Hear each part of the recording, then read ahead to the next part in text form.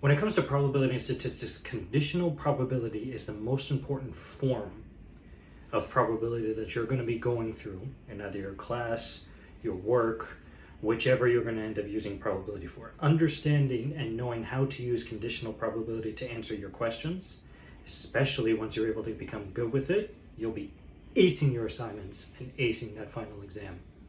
So today's video is going to be all about conditional probability. Welcome to Probability and Statistics 101.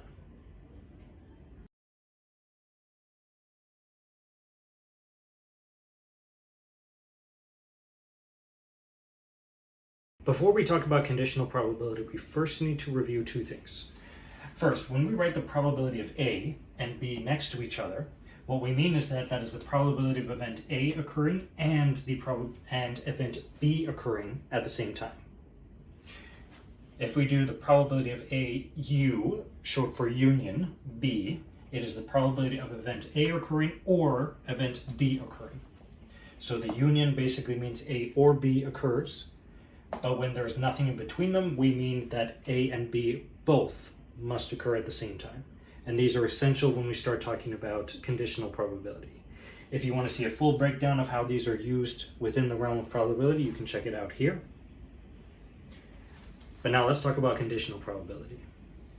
So conditional probability is literally how it sounds. It is the probability of an event occurring given a condition that has already happened.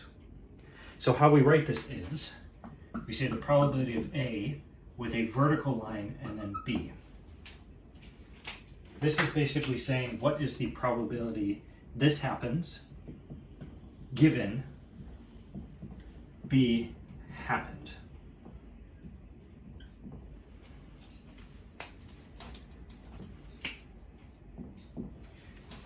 So given B has already happened, what is the probability that A will happen? And specifically, we write this as what is the probability that A and B both occur divided by the probability that B occurs. So let me show you why with a Venn diagram. So this is our, we would call this space in the realm of probabilities. It basically means all possibilities that could occur. This is our A, and this is our B. So the conditional probability that A occurs given B already has is basically saying now, instead, all of the possibilities that could occur do not include anything outside of B. Right? B has already happened. So they're the only possibilities we consider. We don't consider anything outside of it. So instead, we'll just cross this out fully. There we go. Okay. So what we want to know is, given B has already happened, what's the probability that A will occur? Well, the only possibilities of which A could happen are in the union. So that's why we have are in the intersection. So that's why we have it up here. But why do we end up dividing it by the probability of B? Well, when you do the probability of any event occurring, let's just say the probability of B on its own, it is technically can be written as the probability of B over the probability of all the possibilities. Let's say this. The number of ways B can happen over the total number of ways that exist. So the way we write this is the total number of ways in which you can have A or B occur divided by the total number of ways that B can occur. So if we write it this way, then the formula becomes really simple. Let me just erase this really quickly,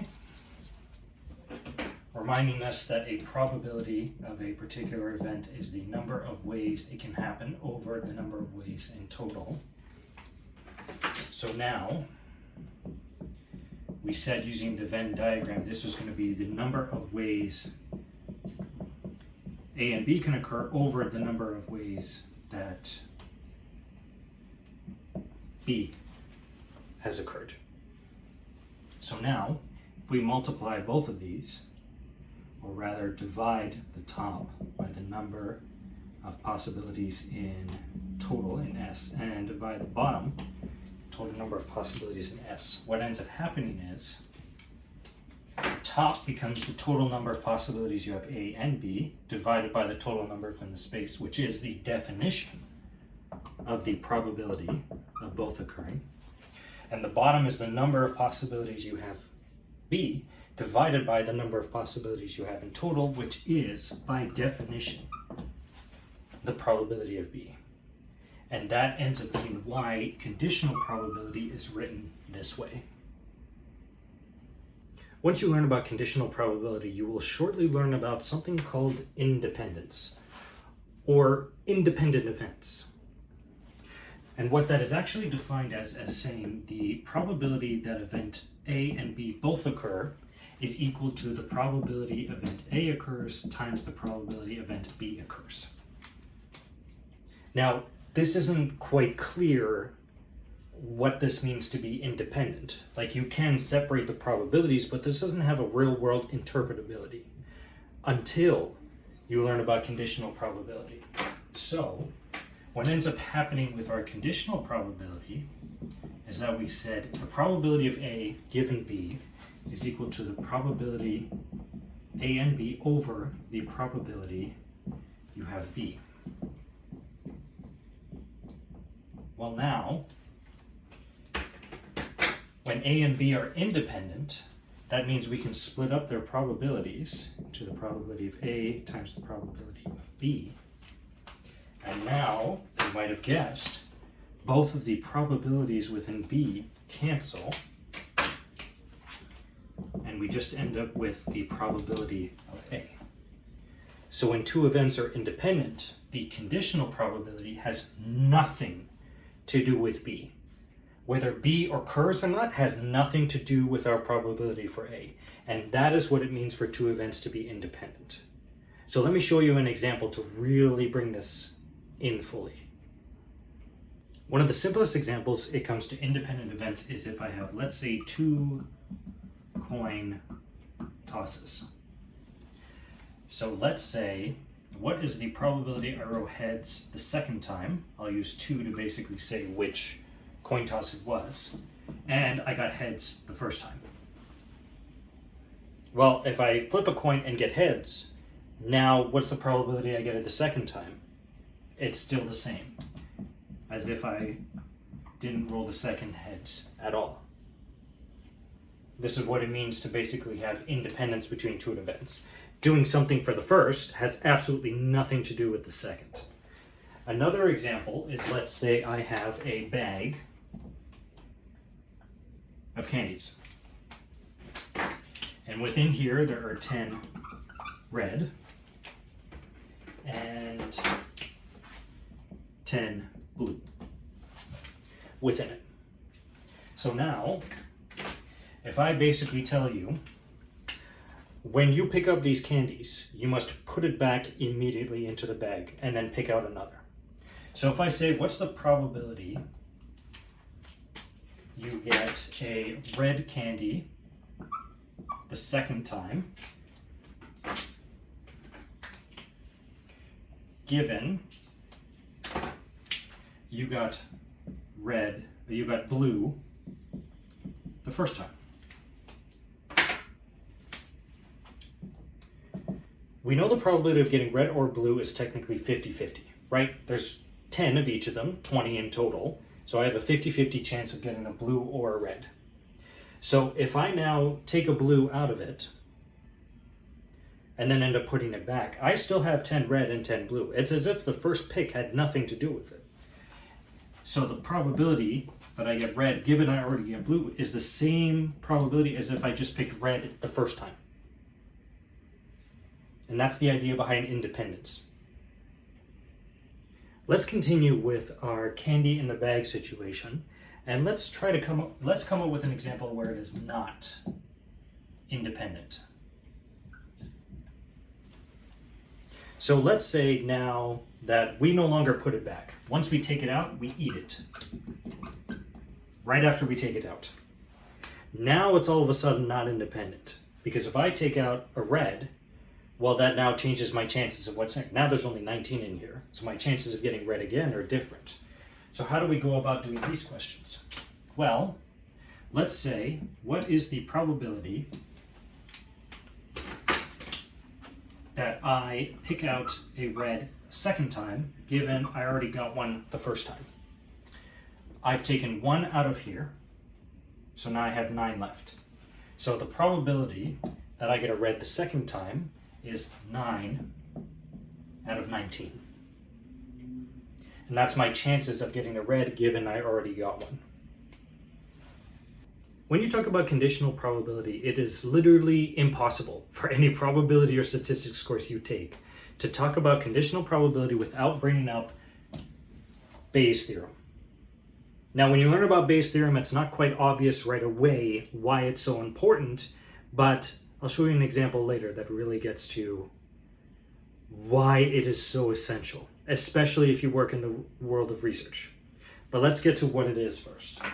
So, Bayes' theorem basically came up with this very simple, I don't know if we want to call it a discovery, but what he did is he said if the conditional probability of A given B is the probability of A and B over the probability of B, then I can kind of just rewrite this where now if I put both of these on one side and keep the intersection, the probability of A and B is the probability of A given B times the probability that B occurs.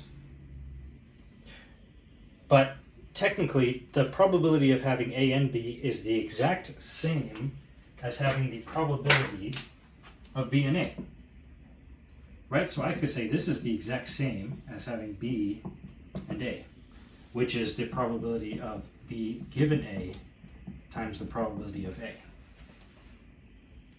So these two are equal to each other. And we can rewrite this in the way that Bayes did, which was the probability of B given A is equal to the probability of A given B times the probability of B over the probability of A. This one basically stated, by multiplying by the probability of whatever is given and dividing by the probability of that event on its own, you then got back the flip. You were then allowed to flip the directions of what was given and what the probability was. Now, this was a very simple discovery or noticed that happened with conditional probability. What made this so important was how this was used in real life. So let me show you a true example of this. Where Bayes' theorem became so essential and so important was when you started doing diagnostic tests. Because then what was found is that's truly where Bayes' theorem became so important. So let me show you. So, if we have a particular disease we're trying to track for, and we are trying to do some type of test for it, this could be equivalent to also saying like a COVID test, right? So whenever someone goes to get a COVID test, you immediately fall into one of 4 categories. So there's the test that you have. We'll say you test positive, test negative. And then on the other side, do you actually have COVID or not, right? There's a difference between getting a test and then actually having it. So let's say you were COVID positive or COVID negative. So we think of these as, if you tested positive and you actually had it, this is called a true positive. If you tested negative and didn't have it, this is called a true negative. Now, if you tested negative and had a positive, this is false. And if you tested positive and had negative, that is also false. What we call this is based on the test you get, was that result false? So this is called a false negative. Because you tested negative, but it was incorrect, that is called a false negative. If you tested positive and were negative, this is a false positive. One of the things people became so interested in was finding out if you tested positive, what was your probability of getting COVID? And this was nearly impossible to test because you couldn't check. You didn't know when giving someone a test whether they actually had COVID or not. You needed to know prior to it. Or you needed to do another test afterwards to confirm it. So, how Bayes' theorem was used is he said, well, you know what? If we flip this and we get the probability that someone tests positive given they had COVID, oh, we can do that. Because we may have found out later they did have COVID, but our test said it was negative, or a test said it was positive. So how do we do this? We multiply the probability that someone had COVID in the population, normally an estimate of how many people already have it, divided by the probability that someone would test positive.